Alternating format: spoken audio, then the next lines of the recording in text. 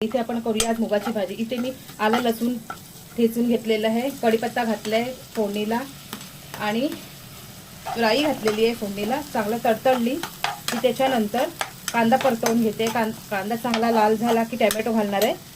Tomato घालून tomato पण चांगला परतवून घ्यायचा आहे। आता इथे आपलं आलं लसूण कांदा टोमॅटो राई वगैरे सगळं कढीपत्ता सगळं छानपैकी असं गुलाबी होईपर्यंत परतवून घेतलेलं आहे मस्त। आता त्यामध्ये घालणार आहे मालवणी मसाला आणि हळद। 1 चमचा मालवणी मसाला घातलाय, थोडीशी हळद, चांगलं हे पण परतवून घ्यायचं आहे। आणि त्यामध्ये मी नंतर आता घालणार आहे मूग मी रात्रभर भिजत घातलेले आणि ते आता घालायचे त्याच्यामध्ये घालायचे हे मूग जे मी रात्रभर भिजत घातलेले। आता मला मोड काढायला टाइम नव्हता म्हणून मोड काढलेले असेल तर अजून छान लागतं।